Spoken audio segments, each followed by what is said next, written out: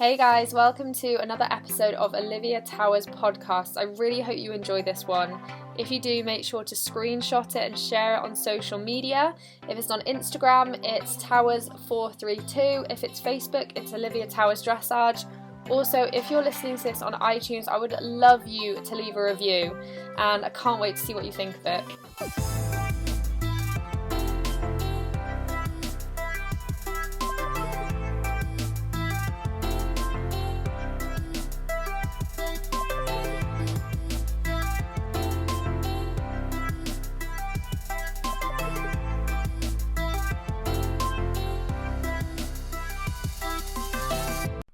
Welcome to episode 7 of Tackroom Tales with Towers.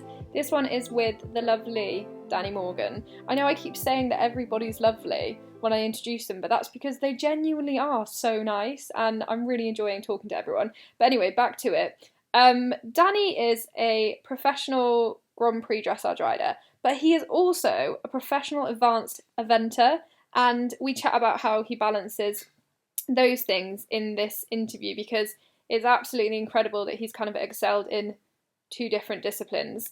But yeah, he is often found winning at Premier Leagues and the regionals, the nationals. He's absolutely smashing it. He's well known for being really good with young horses or quite nervous horses. He's a very calming character, and I think the horses really pick up on that. And he's just generally a really great guy. So we chatted about how he got into horses because he doesn't come from a horsey background at all. The first job he had in the equestrian world, how he moved from mainly doing eventing to mainly doing dressage. And then we chatted about the difference between the equestrian culture, the dressage culture, what it's like at shows, and just, so much. But anyway, yeah, I'm going to stop talking and let you guys have a listen, so enjoy. So should we just go for it when you're ready? Yeah, cool. Right, so welcome to the podcast. Can you explain how you got into riding? Because I've spoken to you at Premier League before and you said that your parents weren't horsey at all. So how did you actually get into it? So basically, I've always loved horses, and from a young age, growing up, we've always loved horses. I remember when we were much younger, in like our teen years when we were at school and things, we used to ask mum to like stop at the side of the road and feed horses carrots and things like that. So really come from a background that's not horsey at all. But I think when I was 11 or 12, me and my twin asked mum if she'd take us for a riding lesson at a local riding school to us in Southampton. And basically, we went for a lesson and got hooked, and we never stopped after that. How old were you when you did that? I think we were either 11 or 12, but quite a young age. And cute. And then we used to go up on weekends and help out to get free rides and things like that. And then I ended up getting a pony on loan when I think I was 13. Got a pony on loan, which then actually moved yards to Bow Lake, which is the place that I'm now based. Oh wow! Have you been there the whole time? No, so actually I was there from when I was 13 until I was 18 actually, because I helped David, and David, who owns Bow Lake, I helped him and used to work for him on weekends and holidays and things. And, I got, good opportunity working for David, and that I could help him back some of his young horses. And I actually started eventing through being based at Bow Lake. I used to ride one of the client's horses there, and she ended up actually selling the horse to David for £1 so I could continue riding the horse. And nice. that was the first horse that I started eventing. I got great opportunity there, and David really helped me.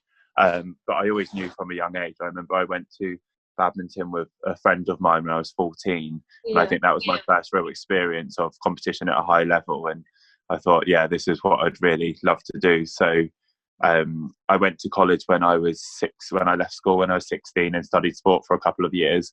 And I didn't really want to go because I always knew that I wanted to do horses as a career, but realistically, I think the chances felt quite slim. my mum's always been very supportive, but financially she wouldn't be able to support me in that way to do the horses as a career. So it seemed like the best thing to do is to go to college and get some grades and get something to fall back on. So I studied sport for a couple of years, but then when I left college when I was 18, I actually put an advert on the site Yard and Groom. Basically, I know it's quite embarrassing. No, it's not embarrassing.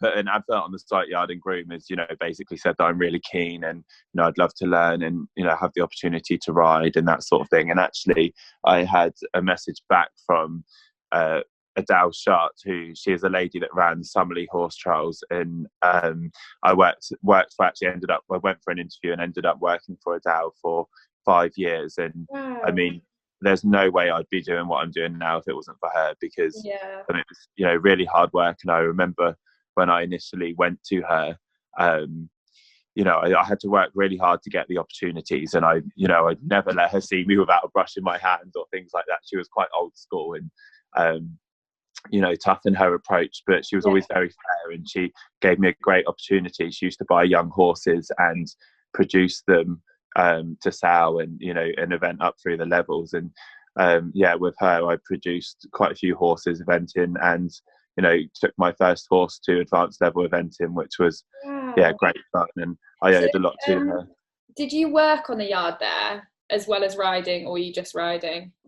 Oh no, definitely worked. Definitely working.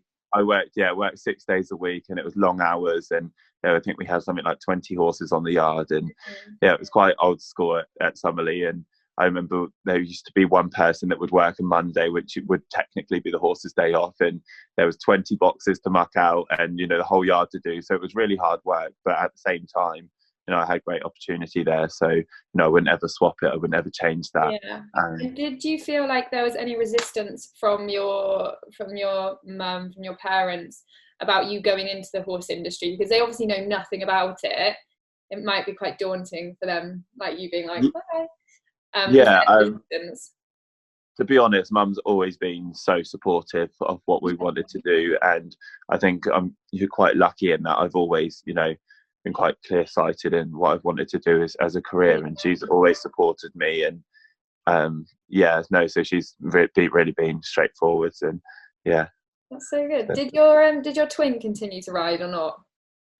So he did for a while, but I think, to be honest, we argue quite a lot growing up, but I think because we're so alike, it was we're always competing against each other, and I think, to be honest, I had better opportunities than Lewis when we were growing up, and I think that sort of pushed him away to go and do something else. So now he's a professional dancer and is quite successful doing that. So wow, that's actually just reminded me. I swear I was reading that in the Horse and Hound something about trampolining, and I really wanted to ask what this was all about.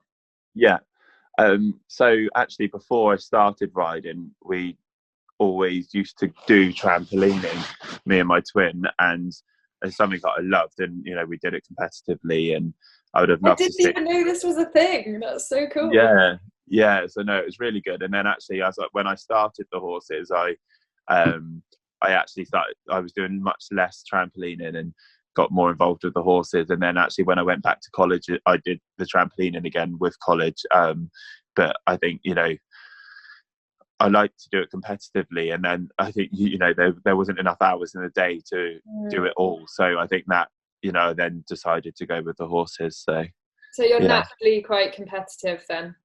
Yeah, definitely. And I think I just don't like to do things half-hearted. I want to try and do the best that I can do. Amazing. So let's talk about your eventing career.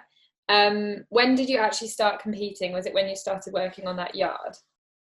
So I'd done bits when I started when I was 16, and I did a few B100s and things like that. But seriously, eventing when I started working for Adele, and the first horse that I rode for Adele actually was a 5-year-old that she hadn't paid much money for. And we learnt together and went up through the levels, and did my first international on him, and Where was went through the. Then sorry, say again. Where was the international? I think I did my first 2-star at Osberton. It was a long time ago now, probably I think 2010 or 2011. And then we did actually our first advanced double clear in 2012, I think it was. So it was great. I mean, he was very forgiving, and I learned a lot from him. But he was fantastic for us. Like that. What do you think the hardest discipline was for you with the eventing? Was it like dressage, cross country, or show jumping? The one that you weren't as keen maybe with, or you found harder? I'd probably have to work harder with the show jumping, I guess. I mean, I've always, I think, from being originally based with David, who was predominantly a dressage rider, I'd always sort of been interested in that side of training, even though, eventing was my first passion. I'd always been interested in the training of the flat work and that sort of thing. But no, I still love eventing and I love the sport. But no, I was definitely really lucky to be able to get into it the way I did, and I continued working for Adele. And actually, sadly, she was diagnosed with terminal cancer in 2012, I think, and she passed away in 2013. So the yard sort of dwindled down, and the business side of the yard went after that. So then it came to a stage where I actually then had to set up on my own, and a few of the owners and the Adele's clients that I had from Summerley came with me, and actually David was very supportive. I based my horses back at Bow Lake where I was originally. It was sort of a transition in my career where I didn't really know what was going to happen, and that's so hard. Like, that's such a tragedy as well to go through. Definitely. That's so tough. I mean, Adele was an amazing woman, and she was very strong, and I think, she'd done so much for me. I, did my best to stand by her the best that I could. She was a fantastic person. And I think after that, I then moved back to Bow Lake. I think I had 4 horses that came back with me and continued the eventing career for them based from Bow Lake. Wow. So you moved from, well, I think this is what I think happened because I'm not entirely sure. You moved from eventing to dressage. Is that right? Yeah. Well, basically, I continued the eventing. I've always continued the eventing, but basically, a client that was based at Bow Lake owned Barry, which is now my Grand Prix horse. They bought him as a 4-year-old, and he was basically a bit sharp for the girl that had him. So I used to train him a bit for her, and I'd always loved him. From the first moment I sat on him, I loved him, everything about him. And so then I had the opportunity to compete him a bit, and I think eventually they realised that he was going to be too much horse. So, and I just knew I had to have him. I had to find a way of having the horse. Yeah. So at that point, actually, a good friend of mine lent me some money to buy him. That's amazing. Which was brilliant. So he's how you got into the dressage world, really. Yeah, definitely. So at the time, I was training with Anna Ross, who she's always been a great support to me. And I remember having a session with Anna, and she said that she thought he really had Grand Prix potential. And I think at that point, I was thinking from a business point of view that actually he'd probably be worth more money as a dressage horse than an event horse. So I sort of started competing him more in the dressage at that point. Yeah. And do you still event now? Yes, but I only have know how you do this. Yeah. So I used to, compete sort of 7, 6, 7, 8 horses a season, but there's just no way that I could juggle that with the amount of dressage horses that I have now. So I just have one event horse to compete, and just basically try and have a bit of fun with it now. And do you find that shows cross over much, and you have to sacrifice one for the other? Most of the time things seem to work, but I think I've tried to be more organised definitely in the past couple of years, and sit down at the start of year and plan out everywhere, provisionally plan out some of the shows so we can work around, some of definitely the big championship shows and that sort of thing. A lot of organisation. Yeah, definitely. And with the eventing, I can imagine like you doing the dressage tests. Do you normally win them? Because obviously you were like trained up to Grand Prix in the dressage now. And I'm not saying anything against eventers, but like I've watched badminton, and sometimes you're like, wow. Do you find that you win it a lot, or does it really depend? I think I do well, but I think, that at the same time, in defence to event riders, there are some very good event riders that can ride good dressage. I mean, maybe not all of them, but I think, at the high end level, there's still some very good riders.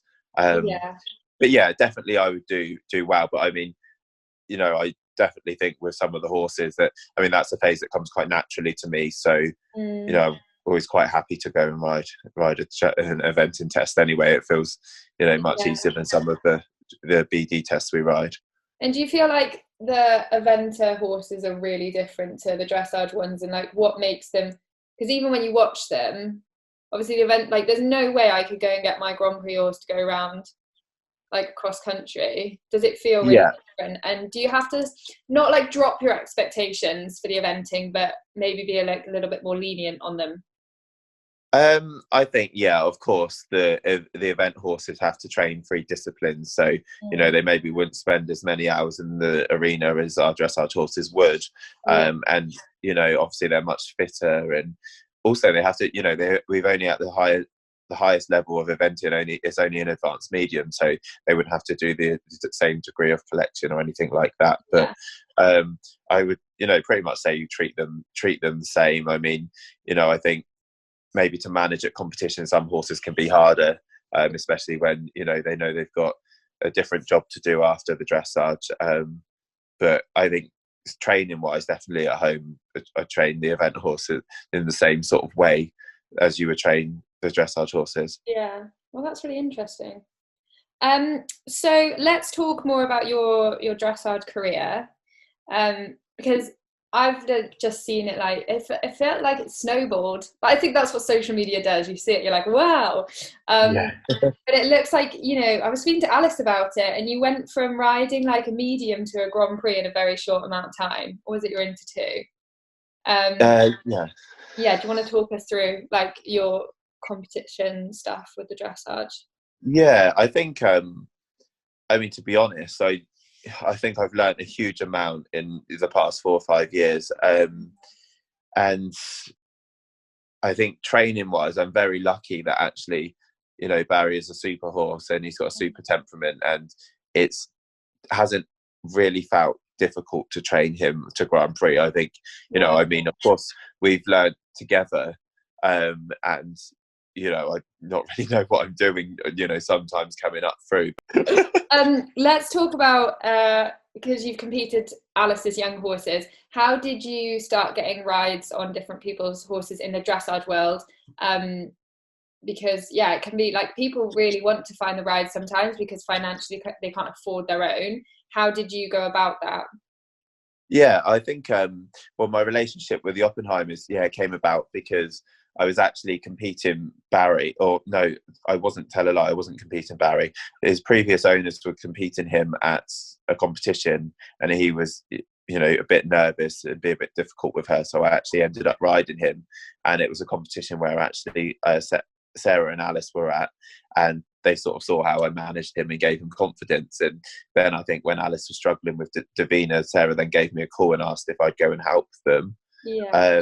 And it sort of went like that, really. So I started competing Davina, and helped her confidence along. And it was a great opportunity for me, and was really successful on Davina. And I think that when I first went to the first championships and stuff, I mean, I didn't really know what it was all about. To me, it was just riding another test. And I think then actually, going to the Women's Championships and getting that buzz of riding in the arena, I think, my love grew for the sport, really. And so you went in like a bit naive, which actually is probably the perfect situation because you haven't built it up too much.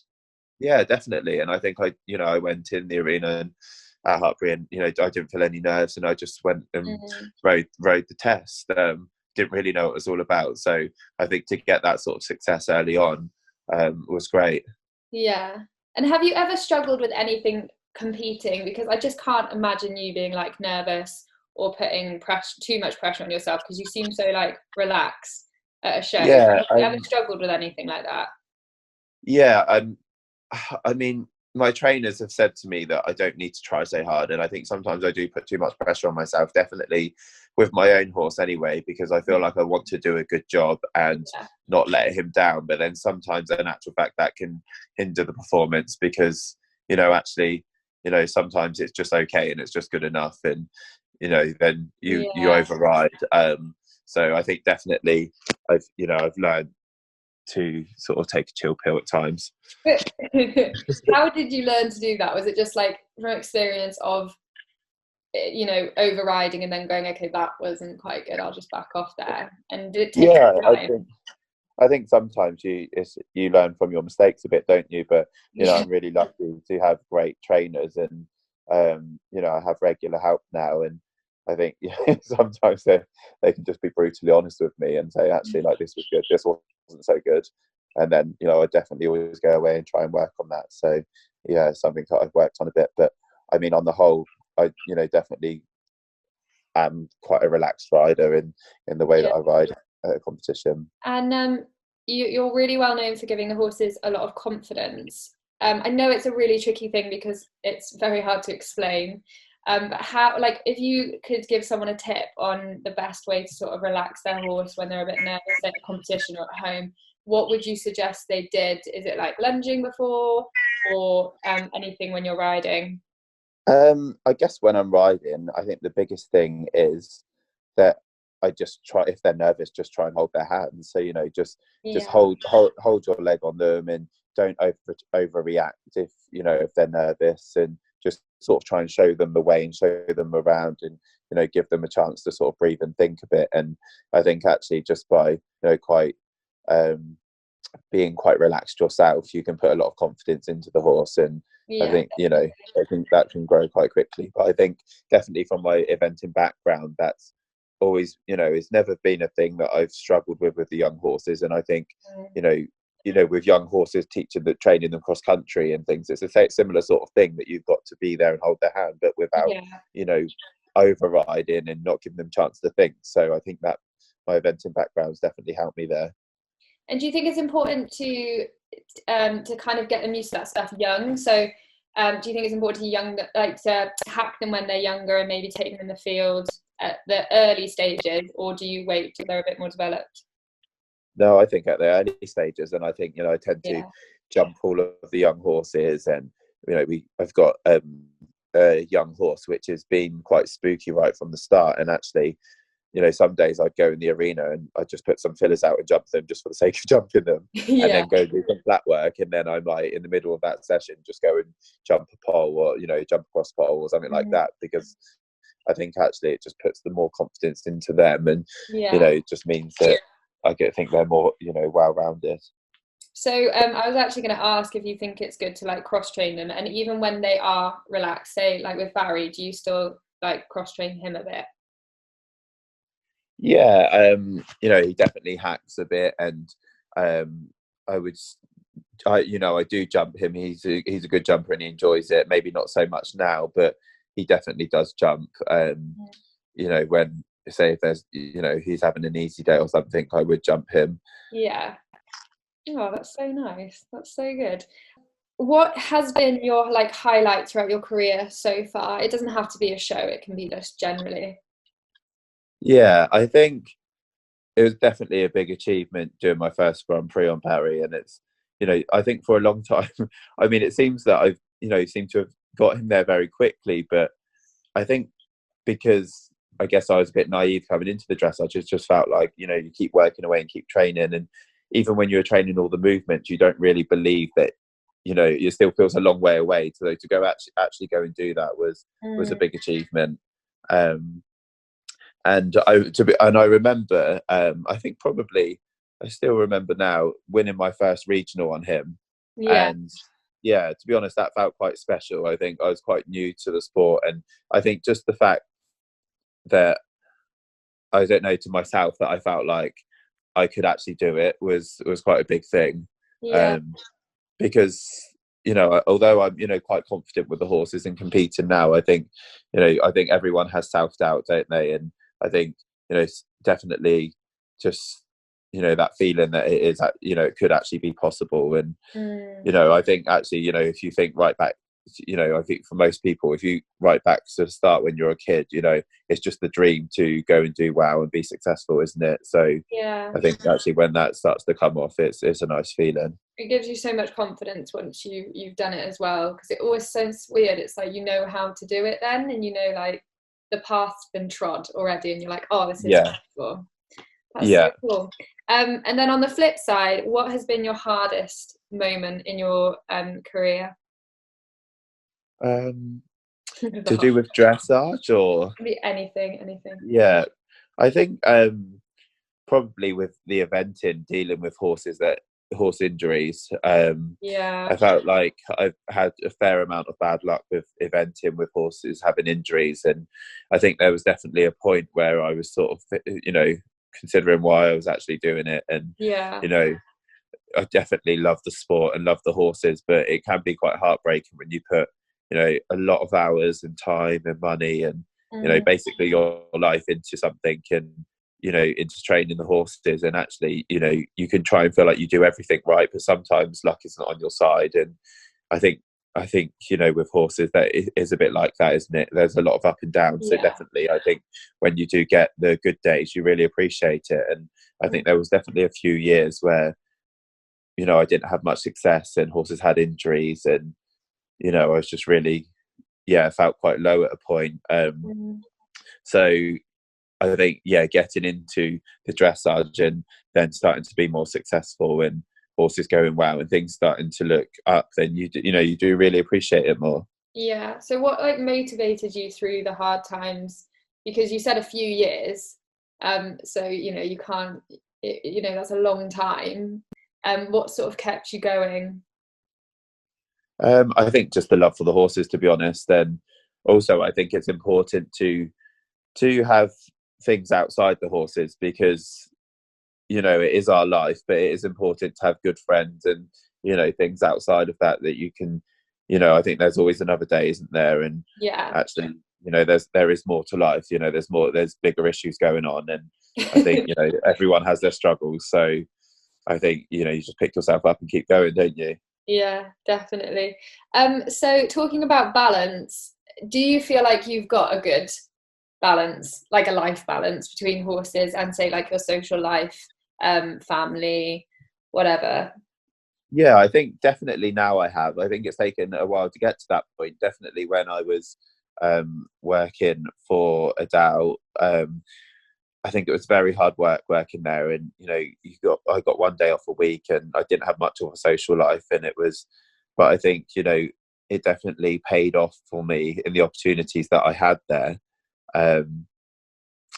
But now I think, you know, that I basically work for myself. I think I try to juggle, I guess, my time a bit better, and, you know, make sure that I do have some time away from the horses. And do I you mean, feel it can be guilty when you take time? Like, do you feel guilty when you take the time away from the horses? Like, you should be. To be honest, yes, a lot of the time. But I do try and maybe, I don't know, give myself a day off. I mean, I'm saying that, but I'm trying to think of the last time I had a day off. But I think definitely I try and plan one every now and then. Yeah, so How I think it would be often every now and then? I guess probably once or twice a month. Wow. How do you not burn out? Yeah, I don't. I mean, to be honest, I love it, and you just sort of keep going. And there seems to always, you know, it's like with horses. There's always something to do. Yeah. But I mean, the it's my own shows are fault. always on the Sundays, I feel. I'm like, That's it. Yeah, I mean, it's my own fault. You know, I can always plan to have a day off. It's not like I can't have one off. But yeah, I just seem to keep going. But I think, you know, most people do, don't they? Man, I think it's rare that horsey people have lots of days off. Do you think that's the biggest thing you've had to sacrifice then for your career? Is, I don't want to say a normal life, because this is our norm. Yeah, I mean, to be honest, I've never felt it was a sacrifice, because I've always loved it. I love being around the horses and doing that sort of thing. But I think sometimes you definitely get days when you think, oh, do you know what? I don't want to see a horse today. I think that that's normal, and I think then you just have to have a little bit of time away and then come back a bit more refreshed, don't you? Yeah, definitely. So what does your typical day look like? This is a really hard question again, because it changes a lot, I know. Yeah, I guess but mainly it would be start around 7:30, and then I'd get to the yard, and my groom Alex would help tack up the first horse, and then basically just keep riding, get through them like that. And then I would teach a little bit around midday most days, and then so I have 7 horses based with me at Bow Lake, and then I have a few horses based with Figaro's owner about half an hour away. So I tend to do my horses at Bow Lake in the morning, teach a bit, and then go and do the other horses in the afternoon. Wow. So I'd end up riding most days sort of 9-10 horses a day. That's amazing. And with that, this is going to be an obvious question, do you feel like that holds your fitness enough by itself, or do you go to the gym as well? To be honest, I feel like it does hold my fitness, but I do also go to the gym. Wow. Yeah, I do. You're like supersonic. Yeah, I mean, to be honest, I'm slacking at the moment, so it's not always perfect. I mean, I go with my friend Jez and Jez Palmer, and we try to go 2-3 times a week. But to be honest, over regional period at the moment, we've been slacking, so we haven't actually been for a couple of weeks. But we do tend to get a PT most times that we go, because I think left to our devices, we probably wouldn't get there and do that much, because when you're when you've had a long day and you're tired. But we definitely go and then try and work on our core, and definitely so some of the weak areas that we have with riding, and we try to focus on them in the gym to maybe make that side stronger, or things like that. What things are you doing in the gym then? So like core stuff, and then do you do weights? Do you do so we cardio, or is it just? We do some weights, and some isolations and weights it's to specific areas, and try and train the lower back in strength work with the lower back, and we do some cardio, and we do like some planking, and definitely some core ab workout, but we try and just vary it a lot of the time, but definitely not to put on bulk, but more fitness. And imagine I know, horses like don't want to look like the Incredible Hulk on a horse.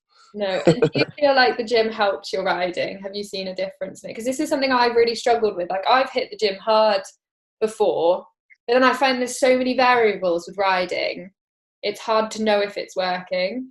Yeah, exactly. I think also we've learned a little bit on how much we can and can't do, because I think me and Jez are quite competitive with each other, so we've been to the gym and overdone it, and then you just end up tight, and the next day not being able to get out of the car and been a bit crippled. So I think we've definitely learned from that, and we know what we can and can't do.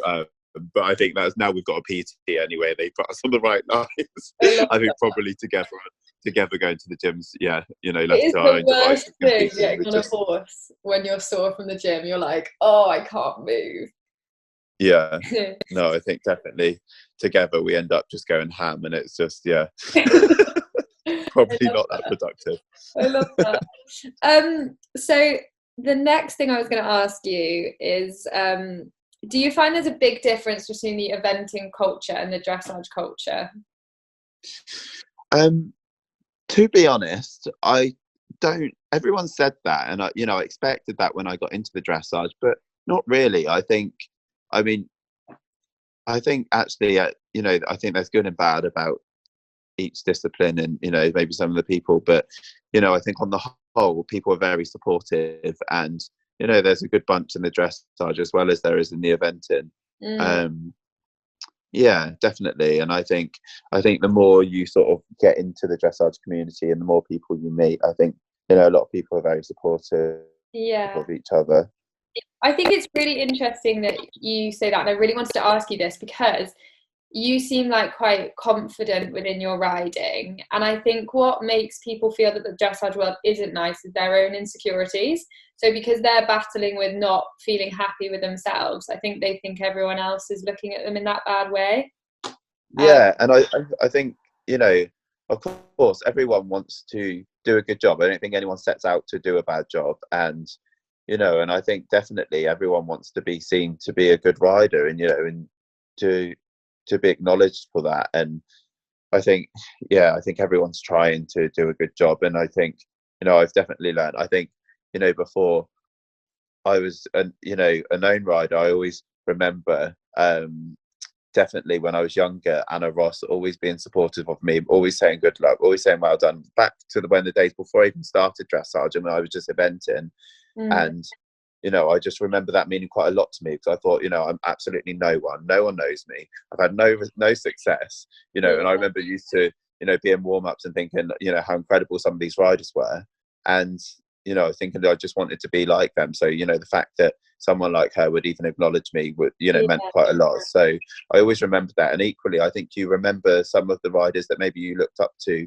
that would walk past you and not even acknowledge you. And I think that equally sticks in your head as much. And you know, and I think actually, you know, no one's better than anyone else. And actually, it's important to, you know, say well done, or, you know, good luck to someone, because actually it could mean a lot to someone. Yeah, definitely. And have you found as you've got better, more people have been like, hi, or is it not true? Oh, definitely.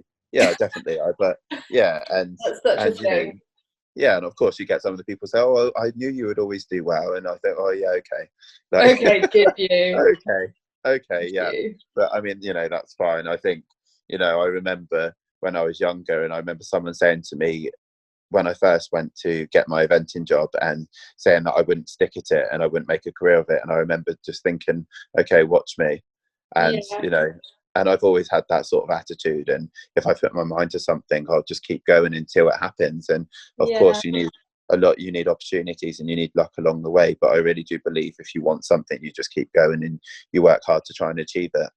And do you feel like now in the warm-ups, because you're that person now that people look at and they're like, damn, I want to ride like him, are you like quite conscious to talk to like everyone in the same way? Yeah, I think I always, you know, I always try and smile at people, and you know, and would chat. But I mean, to be honest, it sort of, I don't ever think that people watch me ride and think that, you know. And Oh, they obviously do. yeah, it's just, you know, something that wouldn't even really go through my head. I mean, yeah, you know, of course you just wanted to go and try and do a good job, and I'm very lucky now that I have, you know, good horses, and you know, I just always want to try and, you know, do my best job, really. So yeah, by the sounds of it, it sounds like you're staying like really humble with it, because like BD now are using you a lot in like the conventions and stuff. You rode with Daniel Bachman, didn't you? Yes. How Yeah. was that? Yeah, it was amazing. I mean, to be honest, I remember going a few years ago and watching, and I was thinking, God, I'd love to ride at somewhere like this. Like, I'd love to be asked. And no, I didn't even, like, then I didn't even imagine that that would be possible, to be honest. So yeah, to be asked to take two horses was really cool. And yeah, it was great to take the horses into that sort of atmosphere, and for BD to give me that opportunity. But yeah, Daniel was a great instructor and picked up quite a few good tips in that session. Did you get nervous like riding in front of a lot of people, or does it just the same thing for you? Yeah, no, I didn't feel nervous at all. Yeah, no, you know, I feel quite lucky to have two good horses. I saw your video on social media of you going. Did you go the wrong way, or you learnt the wrong test? Oh yeah, that was at the young horse thing at It was so Hurstbourne. funny. Yeah, so I think the funny thing was I'd already discussed the test with Beth Bainbridge before I went in, and I was quite sure I knew it. So I was quite confidently going the wrong way. Until You're like, I know what I'm doing. Yeah, so that's so funny. Right, so moving forwards with everything, do you have any like plans set in stone? Do you have any goals? Do you find goals are like a big thing for you, or do you just sort of go with the flow? Yeah, I think, you know, definitely I do have goals. I think I've learned over time to, you try and have a long-term goal, but I think definitely, I'm more realistic, and that a lot of things, things can go wrong, but you just have to make short-term goals and hopefully keep working towards the bigger goals. But I think, to definitely keep training the young horses up through the levels, and to hopefully establish myself this year at Grand Prix with Barry would be an aim to do some Premier Leagues and things, and aim for some internationals with Big. That would be good. Amazing. And like, looking into the future, sounds like an obvious question. Do you look to sort of like go for the teams, like the senior teams? Is that something that you'd want to do? Yeah, I mean, I think it's probably most people's dream to do that. But yeah, I think we have some amazing riders in this country with good horsepower, and I think just keep working at it really, and if we're good enough, then great. But yeah, we'll just see. If you got to the end of your career and that didn't happen, would you still feel fulfilled, or would there be a part that was missing? Probably if you asked me sort of 5-6 years ago, I'd probably say yeah, I would feel unfulfilled. But I think you just have to be realistic with the circumstances you've got, and I think I try and definitely enjoy. I really enjoy the training of the young horses and competing, and I think I'm very lucky to do what I've done already, and you just keep going and see what happens really. From a business side of things, is there anything like you're wanting to grow with that, or are you just gonna keep chipping away with what you're doing at the moment? Well, I am now definitely taking on more teaching.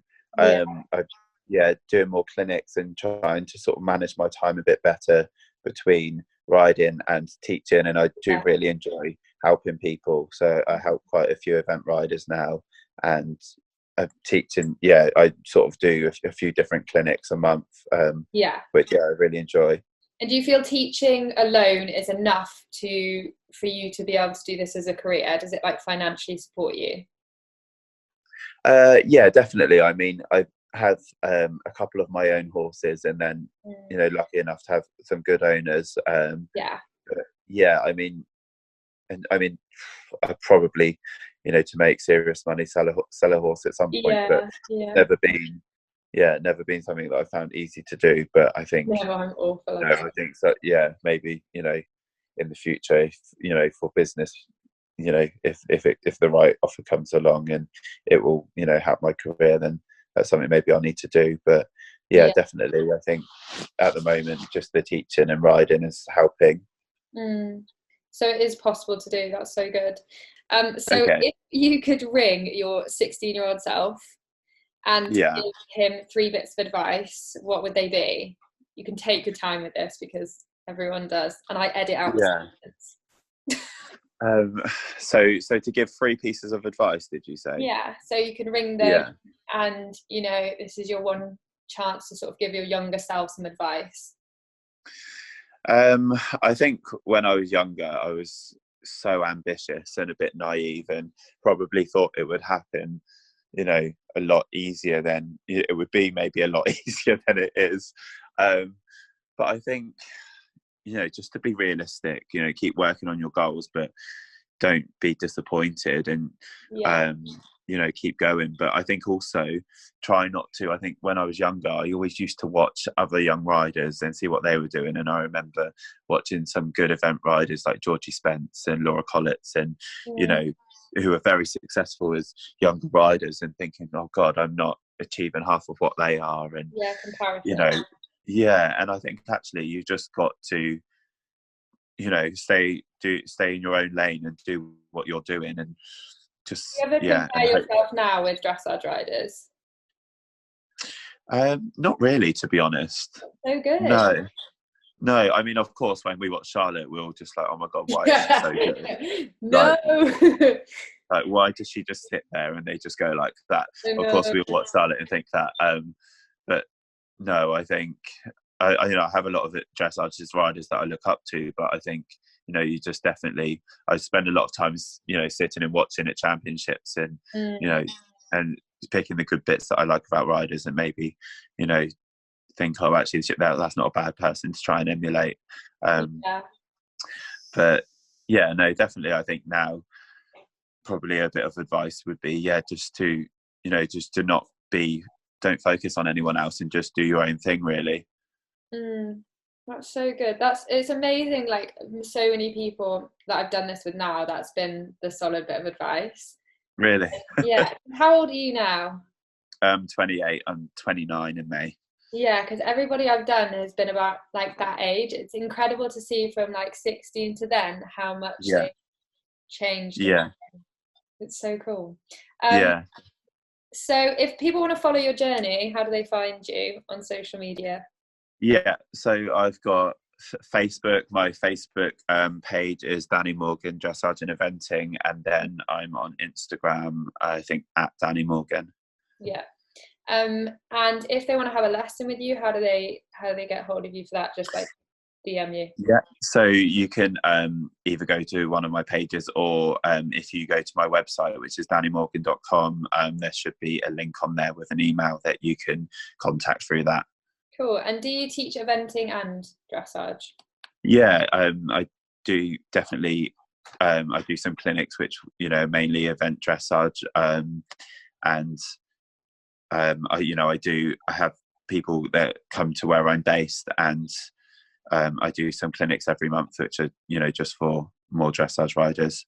Cool. Awesome. Right. Well, thank you so much for doing this. Did you have fun? Yeah, no, definitely. I think I warmed up as we got going. So. Everyone does that. Awesome. So there you have it, guys. That is the end of this interview with Dannie Morgan. He was so lovely to chat to, such a nice guy.